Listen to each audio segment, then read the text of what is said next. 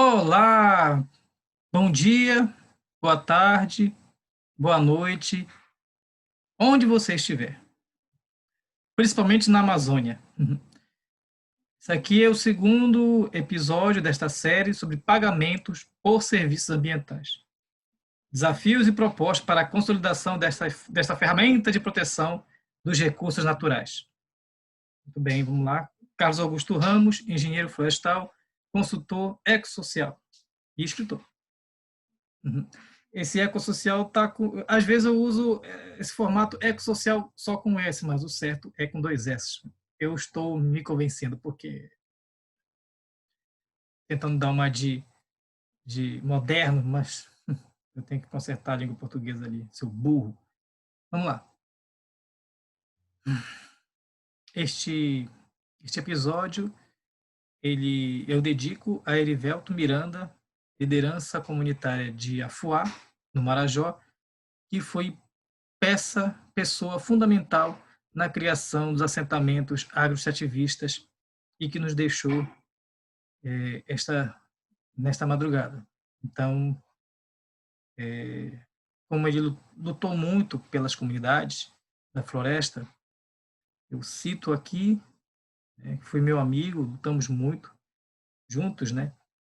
E aqui eu deixo esse registro. A gente precisa continuar protegendo as pessoas. Vamos lá. Meu computador vai me deixar na mão de novo. Ele não quer olhar. Vamos lá. Episódio 2, leis e mecanismos. Vamos tratar dos conceitos, da indicação de algumas leis que relacionam-se com o pagamento por serviços ambientais e tratar do RED e a situação atual do mercado de carbono. Este programa, eu vou ler os textos, porque ele vai ser transformado em áudio. Eu posso colocar em formato para o WhatsApp, no formato OGG, e assim as comunidades terem mais acesso a essa informação, uma vez que para elas é mais difícil ter acesso ao YouTube, por conta do pacote de dados. Então vamos lá. 3 conceitos. O que são pagamentos por serviços ambientais? Segundo, lá no E-Ciclo, já chega batendo. O PSA é um instrumento econômico que visa a minimização da falha na gestão atual, por meio de um novo mercado. O beneficiário ou usuário do serviço ambiental retribui através de recursos financeiros ou outra forma de remuneração aos provedores do serviço. É a fonte. Segundo conceito, para você comparar, ali no site Pensamento Verde, o site de notícias ecológicas, Pensamento Verde, o pagamento por serviços ambientais é a remuneração ofertada para quem preserva as florestas e outros recursos naturais em territórios particulares ou em áreas protegidas pelo poder público. Bem, terceiro conceito aí vindo do projeto de lei 312 de 2015, que está no Senado Federal. Vamos lá. O PSA é uma transação contratual mediante a qual um pagador, beneficiário ou usuário de serviços ambientais transfere a um provedor desses serviços recursos financeiros ou outra forma de remuneração nas condições acertadas, respeitadas as disposições legais e regulamentares pertinentes. Pois bem, como ele faz essa chamada do nas condições acertadas, respeitadas as disposições legais e regulamentares pertinentes, eu lembrei de algumas leis importantes de serem citadas. Essas leis, para poder pensar um pouco. E aqui temos o mata-mata, um bichinho que é feio, eu acho que é que nem o PSA, é meio feio, né? Mas a gente sabe que é um cágado. Né? Vamos lá. Código Florestal, Lei número 12.651, de 25 de maio de 2012. Vamos lá. Eu peguei essa parte aqui, eu novamente digo, vou ler, porque isso vai ser transformado em áudio para chegar às comunidades. Do Programa de Apoio e Incentivo à Preservação e Recuperação do Meio Ambiente. O artigo 41. É o Poder Executivo Federal autorizado a instituir no prazo de 180 dias, contado da data da publicação desta lei, sem prejuízo do cumprimento da legislação ambiental, programa de apoio e incentiva a conservação do meio ambiente, bem como para a adoção de tecnologias e boas práticas que concilia a produtividade agropecuária e florestal com redução dos impactos ambientais como forma de promoção do desenvolvimento ecologicamente sustentável. Observados sempre os critérios de progressividade, abrangendo as seguintes categorias e linhas de ação. E aí eu destaco essa linha de ação aqui: o pagamento ou incentivo a serviços ambientais como retribuição monetária ou não às atividades de conservação e melhoria dos ecossistemas e que gerem serviços ambientais, tais como, né, aí eu puxei o sequestro, a conservação, a manutenção e o aumento do estoque e a diminuição do fluxo de carbono. Puxei do Código Florestal. E eu fiz, vamos marcar aqui, esse pagamento ou incentivo a serviços ambientais como retribuição. Tá? Vamos. Muito bem. Além do Código Florestal, o cadastro, o decreto número 7.830, de 17 de outubro de 2012, que fala do cadastro ambiental rural, no seu artigo 2º. Vamos lá. Para os efeitos deste decreto, entende-se por cadastro ambiental rural o registro eletrônico de abrangência nacional junto ao órgão ambiental competente no âmbito do Sistema Nacional de Informação sobre Meio Ambiente, que é o SINIMA, obrigatório para todos os imóveis rurais, com finalidade de integrar as informações ambientais das propriedades e posses rurais, compondo base de dados para controle, monitoramento, planejamento ambiental e econômico e combate ao desmatamento. Eu estou puxando algumas leis que possam ser, e alguns artigos, alguns parágrafos que podem estar dialogando com o pagamento por serviços ambientais. E vamos lembrar que o cadastro ambiental rural, lá no Código Florestal, no artigo 29, vamos deixar isso claro que está na lei. No artigo 29, parágrafo 2º. O cadastramento não será considerado título para fins de reconhecimento de direitos de propriedade ou posse. Eu vou ler de novo. O cadastramento não será considerado título para fins de reconhecimento do direito de propriedade ou posse. 29, parágrafo 2º. Ou seja, quem está discutindo o cadastro ambiental rural como documento de terra está ilegal, está fora da lei. Só para lembrar. Cadastro ambiental rural, ainda, né, no artigo 8º.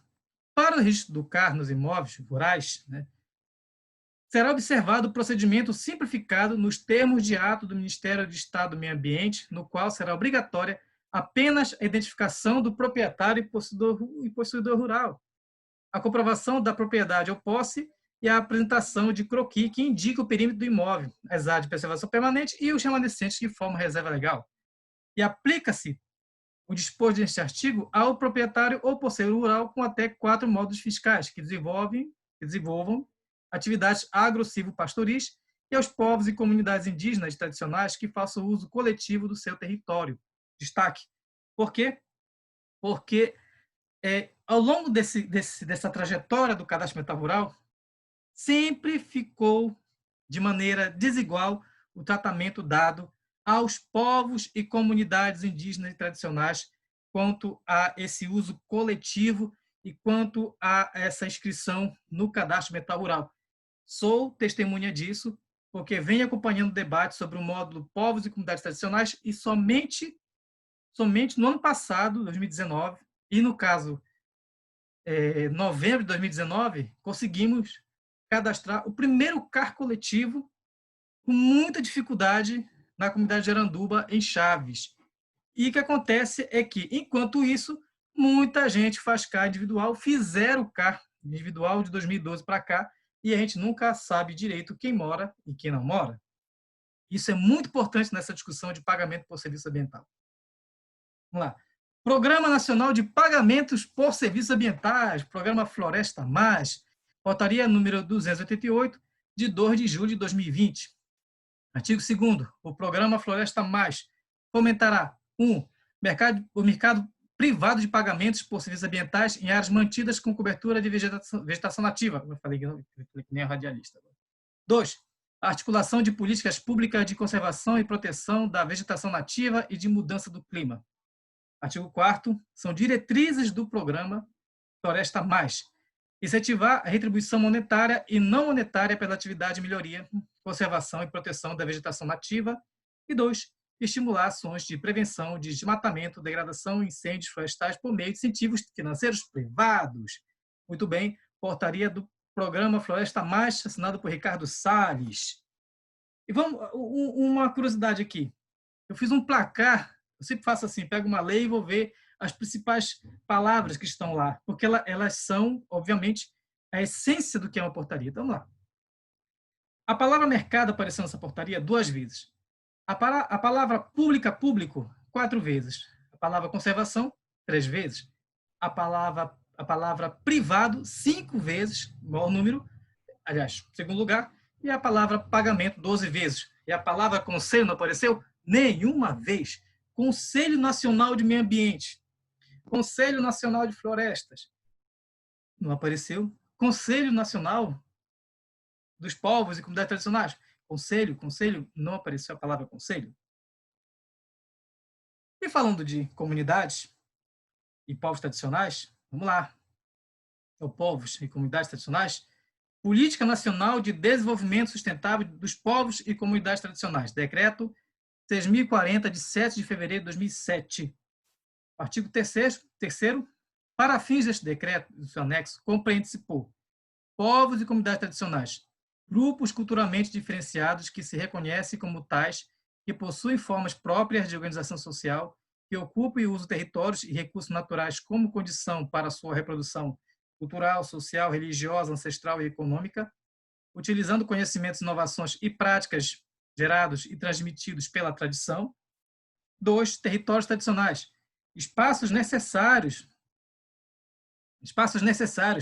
à reprodução cultural, social dos povos e comunidades tradicionais, sejam eles utilizados de forma permanente ou temporária, observado no que diz respeito aos povos indígenas e quilombolas, respectivamente, o que dispõe os artigos 231 da Constituição e 68 do ato das disposições constitucionais transitórias e demais regulamentações, e aqui marcado, desenvolvimento sustentável, uso equilibrado dos recursos naturais, voltado para a melhoria da qualidade de vida da presente geração, garantindo as mesmas possibilidades para gerações futuras. Muito bem, destaque aí o que é o desenvolvimento sustentável diante desse decreto. Convenção 169 da Organização Internacional do Trabalho. Vamos lá. Convenção 169, que foi criada em 7 de junho de 1989. 7 de junho de 1989, artigo 6º. Ao aplicar as disposições da presente convenção, os governos deverão consultar os povos interessados mediante procedimentos apropriados e particularmente através de suas instituições representativas, cada vez que sejam previstas medidas legislativas ou administrativas suscetíveis de afetá-los diretamente. Aí no artigo 6º, letra B, estabelecer os meios através dos quais os povos interessados possam participar livremente, pelo menos na mesma medida, que outros setores da população em todos os níveis, na adoção de decisões em instituições efetivas ou organismos administrativos e de outra natureza responsáveis pelas políticas e programas que lhes sejam concernentes. Marcando para a gente pensar. Artigo 7º da Convenção 69 da OIT. Os povos interessados deverão ter o direito de escolher suas próprias prioridades no que diz respeito ao processo de desenvolvimento na medida em que ele afete suas vidas, crenças, instituições e bem-estar espiritual, bem como as terras que ocupam ou utilizam de alguma forma, e de controlar, na medida do possível, o seu próprio desenvolvimento econômico, social e cultural. Além disso, esses povos deverão participar da formulação, aplicação e avaliação dos planos e programas de desenvolvimento nacional e regional suscetíveis de afetá-los diretamente. O Brasil assinou a Convenção 169 da Organização Internacional do Trabalho, então tem que cumprir. Muito bem, destacando. Qual é agora, uma vez que a gente fez a leitura dessas leis, para nos ajudar a pensar, qual é a situação desses mercados de carbono? Então, qual é a dinâmica dos mercados de crédito de carbono? Como calcula a compensação? Quais são as tendências? Vamos lá, então. Padre Antônio Vieira, eu sou aquele que é civilizado, e fizeram uma pintura minha, e tendo que outras pessoas ali, os nativos, os povos originários, são apenas pessoas ignorantes que não sabem de nada, e eu estou em pé dizendo, vocês vão obedecer, porque agora eu venho com uma nova ideia que é o mercado de carbono, porque eu sei que vocês que estão na floresta não sabem. É. Como se deram os primeiros debates sobre o mercado de carbono? Os projetos estavam sendo desenvolvidos no âmbito do Mecanismo de Desenvolvimento Limpo, MDL, do Protocolo de Quioto, o mercado de conformidade mundial que, por sua vez, gerou o sistema de comércio de emissões da União Europeia, quando o Protocolo de Quioto entrou em vigor em 2005. Parecia por um momento que um preço obrigatório do carbono conduziria exatamente às mudanças necessárias. A fonte Ecosystem Marketplace. Tive acesso a esse documento. Então, desde o início, os mercados voluntários serviram como uma ferramenta para os indivíduos reduzirem suas emissões de carbono e como uma incubadora de ações corporativas em larga escala. Os mercados evoluíram lentamente ao longo dos anos 90 e início dos anos 2000. Era uma era de experimentação. Foram criados padrões de plataformas voluntárias como Chicago Climate Exchange, tu ariou a panela, no meu inglês, Chicago Climate Exchange e registros como o APX surgiram. E a mudança para a neutralidade do carbono ganhou impulso entre as empresas, organizações ambientais e até países. O RED é o principal mecanismo do mercado voluntário. Muito bem. E alguns se acham o último caroço do cacho de açaí. Seguindo. Como se calcula esses créditos? Então, de acordo com o protocolo de Quioto, a ideia básica dos mecanismos de flexibilização seria estabelecer um comércio internacional de emissões de modo que aqueles países que não conseguissem cumprir 100% de suas metas, através de ações domésticas, pudessem adquirir direitos de poluir, financiando o controle ambiental em outros países. É o chamado MDL, né? O Mecanismo de Desenvolvimento Limpo, e onde se insere países como o Brasil. A fonte é o Goulart e Alvim, 2011. Marcando aí. Então, além do MDL, os mecanismos de desenvolvimento limpo propostos pelo Protocolo de Quioto, como alternativa, nasceram os mercados voluntários. O mercado voluntário funciona fora do âmbito regulado pelo Protocolo de Quioto e permite que empresas e indivíduos negociem crédito de carbono em uma base voluntária, sem a regulamentação do Protocolo de Quioto, onde estão fechados os países. Segundo o Banco Mundial, os mercados voluntários de carbono já apresentam uma força econômica significativa com perspectivas de forte crescimento nos próximos anos. Goulart e Alvim disseram isso. Qual é a relação disso ou como a Constituição vai negociar, discutir com esses mercados voluntários? Temos leis? A primeira portaria é a Floresta Mais. Fala de voluntário, mas que exclui a participação coletiva. Vamos lá. O RED é uma sigla em inglês que, traduzindo, significa Redução de Emissões por Desmatamento e Degradação Florestal. Desde 2005, por ocasião da Conferência de Montreal, o termo passou por mudanças. As discussões inicialmente limitavam-se apenas a desmatamento, RED, só com um D. Depois passaram a considerar também a degradação das florestas, mais um D, REDD. Por fim, levou-se em conta a conservação da biodiversidade, o manejo sustentável de florestas e o fortalecimento de estoques de carbono florestal. Aí ganhou o RED+. A fonte Euler, 2016. Então, vou pegar um exemplo aqui que a gente conseguiu achar lá com Goulart e Alvim, em 2011. De maneira... Vicente, meu filho. De maneira voluntária, um projeto de carbono lançado no corredor Emas-Taquari, formado pelo Parque Nacional das Emas, Parque Estadual das Nascentes do Taquari e Reserva Particular do Patrimônio Natural Ponte de Pedra, tem como meta reflorestar quase 600 hectares com árvores nativas do Cerrado. Com a certificação VCS, que no meu inglês tuariou panela é assim, Voluntary Carbon Standard, calcula-se que poderão ser removidos da atmosfera, aqueles 600 hectares, 206.114 toneladas de carbono, de dióxido de carbono, equivalente. Sendo que 30% desses créditos já adquiridos, foram adquiridos de forma voluntária pela empresa Natura, cosméticos. Isso, a fonte é a Gazeta do Pantanal 2011, e aí eu puxei dos estudos do Goulart e Alvim. Aí o que acontece? Aqui está um desenho da Michelle Chan, do Amigos da Terra, dos Estados Unidos, né, citada por Kiel. Esse estudo é muito bom. Do Kiel et al. 2012, Jutta Kiel e autores, e ela fez um desenho do que seria uma situação, digamos assim, normal. A política de mudanças climáticas vai para governos, governo estabelece limites para concessões, e aí começa realmente o jogo. Concessões, permissões, compradores, bolsas, vendedores, crédito de compensação. Isso numa situação que ela diz que é o regulado, com o regulatório. E o Brasil não tem esses limites estabelecidos. Só lembrando aqui, fazer essa conta aqui, porque eu vou puxar agora. Pois é. Aí, lembra quando eu falei que tinha a plataforma Chicago, Exchange, tá? É assim, tem muita plataforma. E eu busquei aqui, porque eu já tinha feito um estudo, e no próximo programa eu vou falar sobre ele, sobre esses números, né? No Califórnia Carbon Dashboard, né? Né?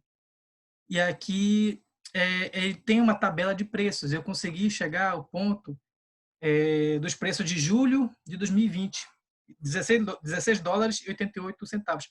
Mas isso varia muito de plataforma para plataforma, de painel para painel, é um negócio assim muito doido. Então, vamos lá. Imagine aqueles 206.114 toneladas colocadas nesse painel de carbono do Carbon Dashboard, né? Então, isso daria em créditos, quem quisesse, o parque botaria como crédito, né, desse desmatamento evitado, né, 3,4 milhões de reais aproximadamente, que eu faço, coloco, isso dá isso, e aí empresas vêm e compram esses créditos para poder dizer assim, eu estou ajudando, compensando, ajudando no processo de manutenção das florestas. Uhum. Beleza? Pois é. Então, não é muito fácil calcular isso. Por isso que eu convido todo mundo a estudar esse assunto, que ele vai necessitar de muita gente analisando essa nova questão mundial. Que, na verdade, não é nova, só que está caindo a ficha para a população da floresta o quanto isso pode ser perigoso se a gente não se apropria. Né? Então, muito importante isso. Então, quais são as tendências de mercado? Bom, o Banco Mundial identificou em 2019 cerca de 50 mercados que já estão em operação no mundo e mais 10 para 2020. Muitos desses mercados reconhecem compensações geradas sob padrões que evoluíram na esfera voluntária. Mas isso não significa que o comprador esteja em situação de pré-conformidade em larga escala, como constatamos nos anos anteriores. Então, o que acontece? O Ecosystem Marketplace, que é esse sistema que avalia o mercado de carbono, ele fala que muito se comprou, muito se teve esse envolvimento das empresas, mas não necessariamente que elas estavam passando por processos que elas precisavam cumprir conformidades, e sim apenas de maneira, assim, como diz assim, sem uma intenção explícita. E o relatório fala, sem uma intenção explícita. Então, isso me deixa pensativo sobre as formas que o mercado de carbono está se inserindo. Será que ele está se inserindo dentro da mesma tendência, da mesma lógica de bolsas de valores, em que grandes bancos dominam? E aqui essa imagem da Carta Maior de 2011, que a gente citou no nosso blog lá, um estudo sobre os gráficos, né, de economia mundial. Isso aí depois você pode ver na referência. E eles, nesse estudo, a Carta Maior, na verdade, eles traduziram o estudo de pesquisadores que disseram que esse desenho ele mostra a concentração financeira do mundo em poucos bancos. E aí eu queria falar sobre bancos um pouquinho, sei lá, um minuto, porque eles têm uma influência muito forte na nossa vida.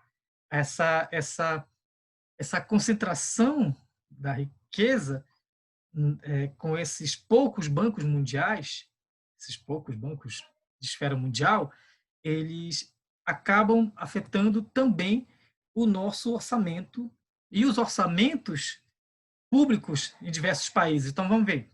Esse aqui é o Orçamento Geral da União de 2019, e que ele coloca assim, ó, 1 trilhão de reais ano passado foram destinados para bancos privados. Quase 40% do Orçamento Geral da União. 25% para a Previdência Social, e aí você quer questionar, se a Previdência Social vai quebrar o país, mas ninguém mexe nos 40%, né? Interessante isso.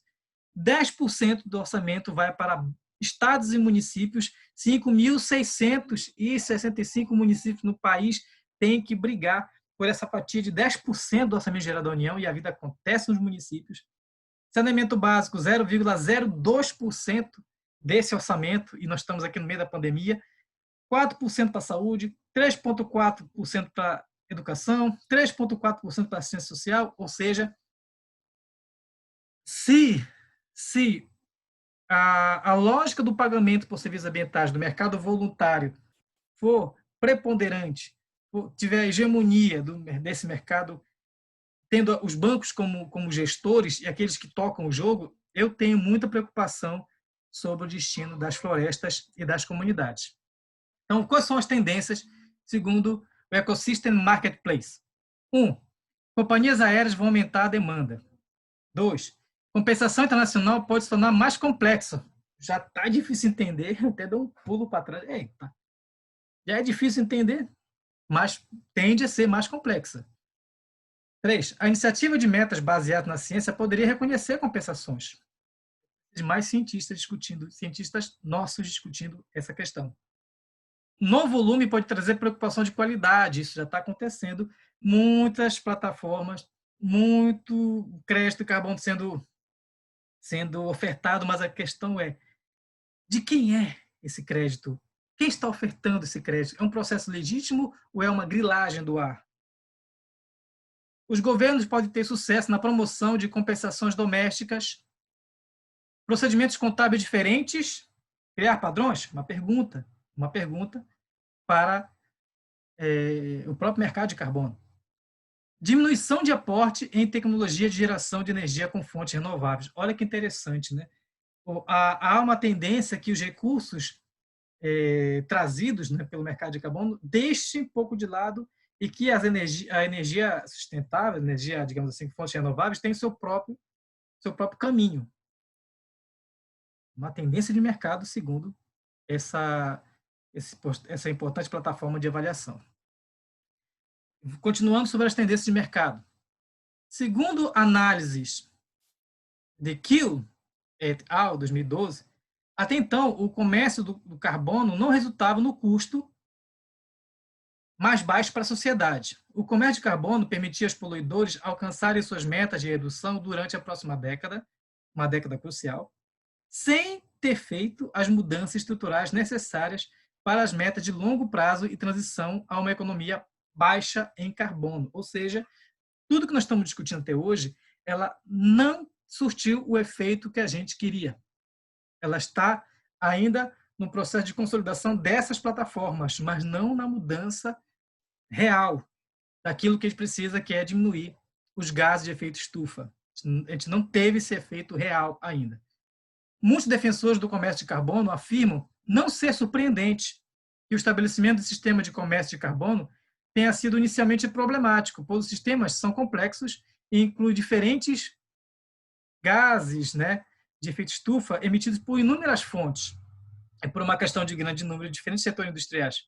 Porém, a questão que o Kiel, que a Jutta Kiel e os autores falam, a questão é que surge se os problemas que emergiram são defeitos da concepção, se eles podem ser corrigidos, ou se a concepção, se a ideia em si criada é tão falha que não possa ser corrigida.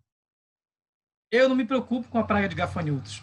Eu me preocupo com o grilo do ar que ronda os povos da floresta. Então, amazônidas, o que faremos? Vamos ficar parados? A gente vai ficar parado sem nos empoderar desses processos? Vamos construir a nossa própria contabilidade ambiental? Eu sonho um dia que a UFOPA e a UFA Crie lá o seu curso de contador ambiental. Ciências contábeis do meio ambiente. Contabilidade ambiental. Será que a gente vai caminhar para isso? Tomara. Porque a gente vai ter mais gente para estar nos ensinando, nos explicando o que é esse jogo. Beleza? Referências bibliográficas, pá! Dá pause. Pá! Dá pause. Pá! Dá pause. Pois bem. É isso. A gente precisa proteger a floresta, proteger as comunidades e homenagear as nossas lideranças. Mano, Erivelto, supremo, Erivelto. Mano, Deus o tenha. Até o próximo.